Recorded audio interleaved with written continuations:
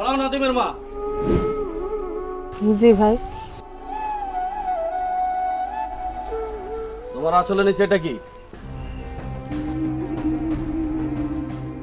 মানে মানে করতেছো কেন? দেখি এটা কি?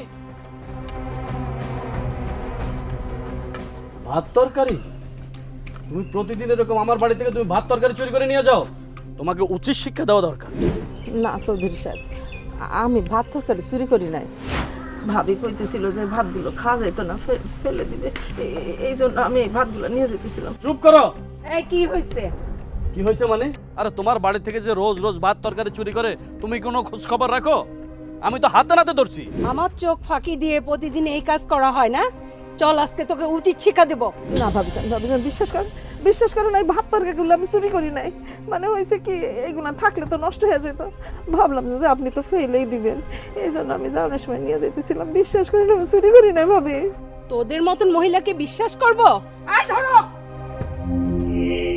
আয় তোকে আজকে উচিত শিক্ষা দেব আমি।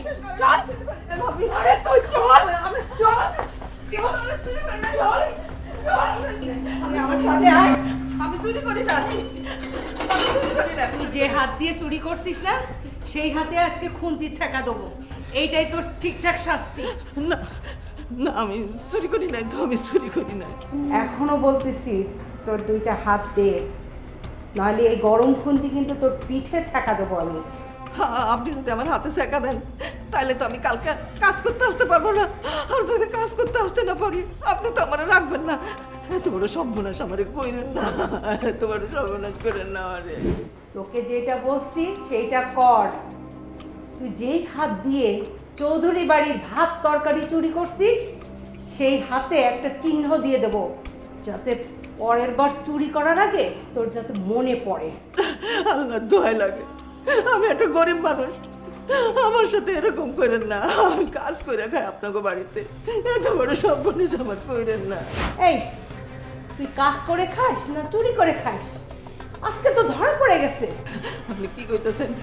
এতগুলা বছর আপনাদের বাড়ি আমি কাজ করে খাই, কোনো জিনিস কোনোদিন হাত দিয়ে ধরছি আপনি ঘর, আর আজকে কইতেছেন যে আমি চুরি করছি? যে ভাতগুলো নাড়ির মধ্যে ছিল আপনারা তো ফালাই দিতে, নষ্ট হয়ে গেছিল, এই জন্য আমি নিয়ে যেতেছিলাম।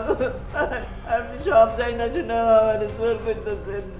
চুরি করি নাই, চুরি করি নাই আমি। বুঝছি, সোজা কথায় কাজ হবে না।